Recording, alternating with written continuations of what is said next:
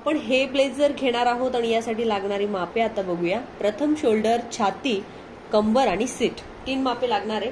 बाही उंची, बाही फिटिंग, छाती, कंबर, सीट, छाती, शोल्डर, सीट आणि शोल्डर पण चालेल ना। छाती, कंबर, कंबर कंबर फिटिंग टाकली तरी ठीक आहे, नाही तर ठीक आहे। हा shoulder shoulder shoulder shoulder 16, shoulder 16, चेस्टला तुम्ही बटन लावू शकता।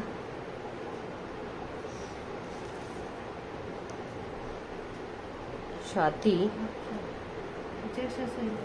हो 38 का, हे स्ट्रेचेबल आहे, ते स्ट्रेचेबल नाही राहणार, एकदा झालं की झालं।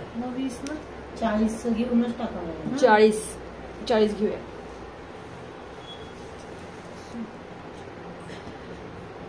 कमर फिटिंग मध्ये ही 16 आहे तर त्याची 18 घेऊया। आणि सीट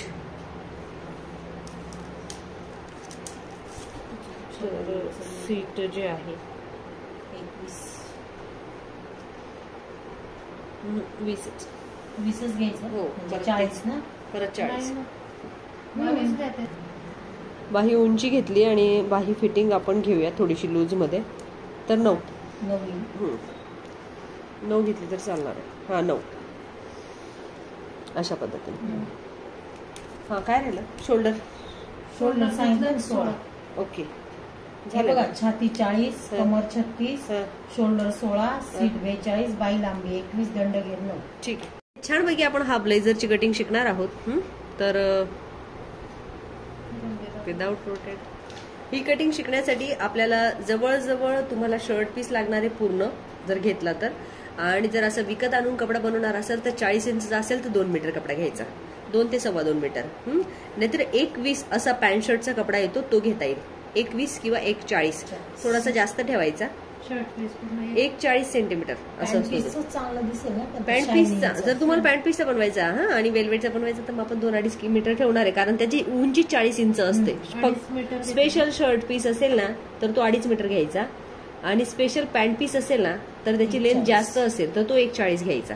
पॅन्ट पीस 1.40 हो, पॅन्ट पीस 1.40 सेंटीमीटर येतो आणि शर्ट पीस 2.5 मीटर। आणि हा कपडा पण तसाच विकत भेटतो आपल्याला, हे एवढ्याच याच्यामध्ये भेटतो, फक्त हेल्दी लोकांसाठी एवढा माप आहे, बारीक मापांना ते कमी येतो, 1.20 येतो।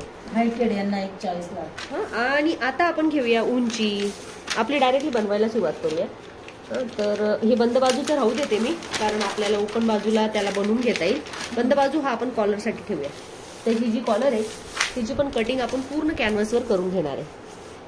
आणि किती उंची, 26 27 तर याच्यात बसत नाहीये, 22 बसते। छाती किती आहे, छाती 40 ते बसते छाती। त्याच्यात मार्जिनचा विषय नसतो ना, मग असतो ना, 1 इंच असतं। मग आतून अल्टर फिटिंग सगळं असतं ना, मग तो बघावा लागेल। कापणं तर खूप सोपं होऊन जाईल, पण शिवणं कठीण होईल त्याचा। अल्टर खूप असतं। आणि आता हा कपडा आपण नंतर मार्जिन वाढवून घेऊ, आणि हा कापड आपण घेतलेला आहे इथे आपण बनवूया छातीचा चौथा भाग। किती छाती, 40 आहे, 40चा चौथा घेतलाय 10, आणि यामध्ये शिवण्यासाठी मार्जिन फक्त 1 इंचची लागते, खूप जास्त टाकायची नसते ब्लाउजासारखी। आणि उंची घेतली की उंची पण घेऊन टाकायची। मग उंची किती आहे तर 26 इंच आहे ना, 27 रेडी आहे। जास्त मोठा नाही वाटणार ना, अंगात घातलं। ठीक आहे, 27 अधिक 1 28, 26 अधिक 1 ओके, 26 अधिक 1 उंची घेतलेली, आणि हा चौकोनी बॉक्स आपण ब्लेझर साठी इथे बनवून घेतलेला आहे। नंतर पार्ट वेगवेगळ्या पद्धतीने वाढवायचे असतात। आता हा याच्यातून मिळणार आहे पाठीचा भाग, शोल्डर 16 आहे, 16च्या हाफ 8 जशीच्या तशी, आणि इकडे मात्र 8 अधिक 1.5 इंच. किती? 8 अधिक 1.5 बरोबर 9.5. हे असतात जेंट्स शोल्डरचे टेक्निक, कारण त्यांची शोल्डर खूप तिरकस असतात आणि जर ब्लेझर साठी पण घ्यायचं असेल तर तुम्ही असेच घ्यायचे असतात. मग खूप तिरकस म्हणजे आता इथं मी 1.5 इंच प्लस केलाय आणि उतार कितीचा देणार आहे? 1 इंचचा. आणि मध्यभागी जो आहे आपल्याला जेवढा गॅप ठेवायचा आहे तेवढा ठेवू शकतो, पण 1.5 इंच पर्यंत म्हणजे फिक्स गॅप चालतो आपल्याला. तर आपण 1.5 पहिला ठेवू शकतो आणि 2ही ठेवू शकतो. बघ आता कितीचा ठेवणार आहे मी? 2चा ठेवणार आहे. गळ्यासाठीचा गॅप, गळ्यासाठीचा. आणि मग गळा उंची कुठपर्यंत पाहिजे? तर ब्लेझरची गळा उंची साधारण 9, 9.5 पर्यंत किंवा 10 पर्यंतही छान दिसते. म्हणजे काय? तर मग तिरकस गळा उंची असते ती. मग तिरकस गळ्यामध्ये पण याला काय करणार आहे आपण? हाफ मध्ये मोकळ सोडणार आहे. मग हाफ, याचा हाफ घेतला की हा तिरकस कुठपर्यंत आहे? फक्त इथपर्यंत आहे. आणि इथून हा सरळ आहे उंचीपर्यंत. हे तर फार इझी, हे तुम्हाला सगळ्यांना येणार आहे बरोबर. हा, आता यात राहिली कमर फिटिंग आणि सीट फिटिंग. मग कमर फिटिंग कुठे टाकायची? तर हे जे आले ना 8.5, ते 8.5 खाली घेऊ शकता किंवा 7 घेऊ शकता. एक अंदाजित कमर उंची आपल्याला शोधायची असते किंवा एका हे शोल्डर उतार घ्या. ओके. आणि मग आता आपल्याला शोधायचा आहे कमर उंचीचा पॉइंट, जो की तुम्ही मोजला असेल तर ठीक आहे, नसेल मोजला तरी तो इथून कमर उंची घ्यायची. मग कुठून घ्यायची नेमकी? तर या संपूर्ण मापाच्या हाफ आता करून घ्यायचे. अगोदर हाफ केलं की इथं सेंटर मिळेल आणि इथून सेंटर पासून आपल्याला कमरेची उंची शोधायची. मग कुठे आहे कमर उंची? इथूनच, कारण तिथून कापलं जाणार आहे. तिरकं जाते काय? हा, कमर उंची किती येते? 12, 13, 14 बरोबर आहे. 13, 14. मग इथपर्यंत ही आपल्याला कमर उंची मिळालेली. याला तुम्हाला हाफ करायचंय, बघा लक्ष देऊ. आणि याचं जे निम्म सेंटर भेटलेलं आहे ते हे, याला पुन्हा निम्म करायचंय. लक्ष द्या.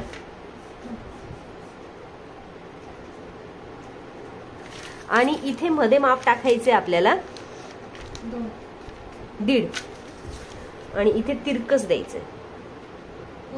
सॉरी उलट झालं. हा, तर एक पॉइंट मात्र आपला मिस्टेक झाला इथे. याची जी आहे ती पूर्ण उंची अगोदर घेऊन टाकायची आपल्याला.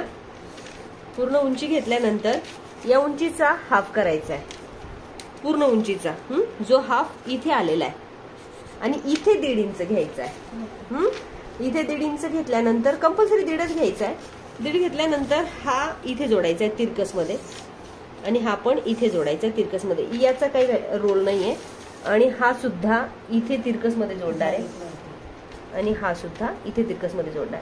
मग जेव्हा आपण याला जोडणार आहे ना तेव्हा हा जवळ येईल, इथे थोडासा भाग तयार होईल आणि इथे सीट बसण्यासाठी इथे थोडासा भाग तयार होईल. हे दोघं मात्र क्लोज आलेले असतील. आणि हा झाला तुमचा पुढचा या बाजूचा आणि पुढचा त्या बाजूचा, असे 2 टक्स.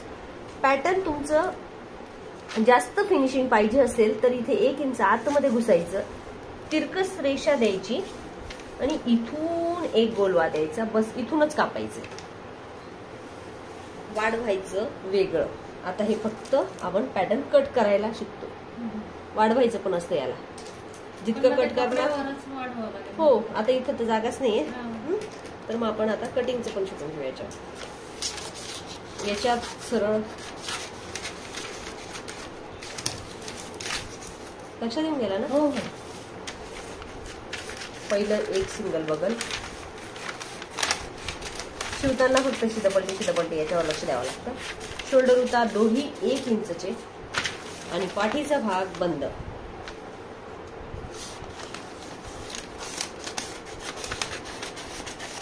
ब्लेझर कटिंग साठी हा सिंपल पॅटर्न आपण घेतलेला आहे. कॉलर खूप सोपी येईल त्याची. कॉलर शिवायलाच थोडासा त्रास होतो. आणि मग हा तुमचा बॅक साइड.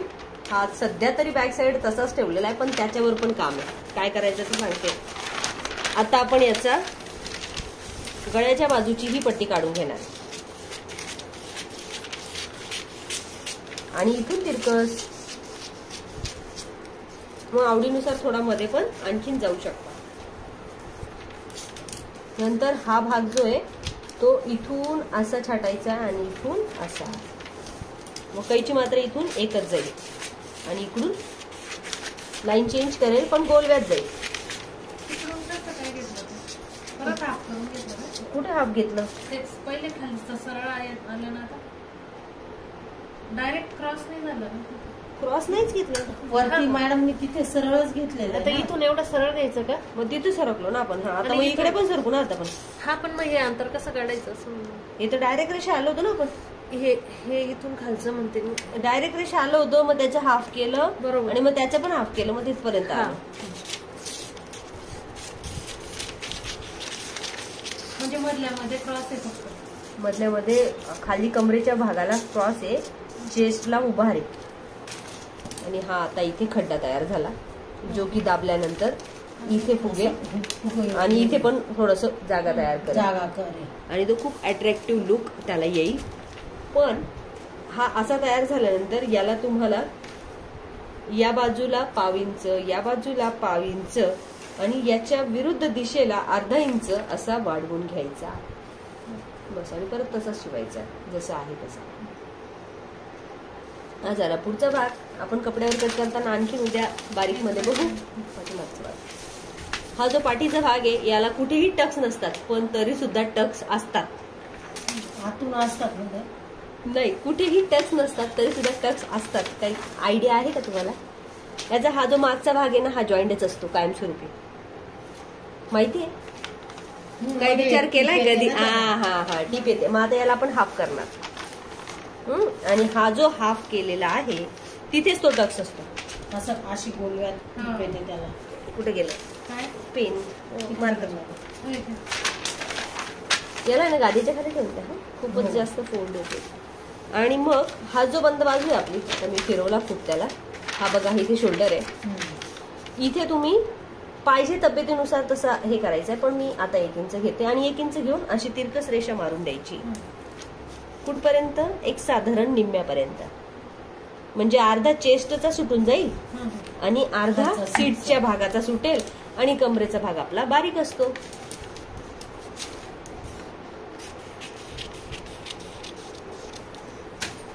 आणि हा पार्ट बरोबर असा दिसेल. टक्स नाही त्याला पण तो जोडल्यानंतर असा कुठेतरी थोडासा मध्ये गेलेला राहतो. आणि हे सीटला बरोबर जागा तयार होते. इथे पण जागा होते. रेडीमेड ब्लेझर म्हणून तर समजत नाही किती कठीण किती महाग. आणि ही एकदम इझी कटिंग आपण शिकून घेतलेली आहे. Cutting complete. आपण उद्या शिवून बघूया.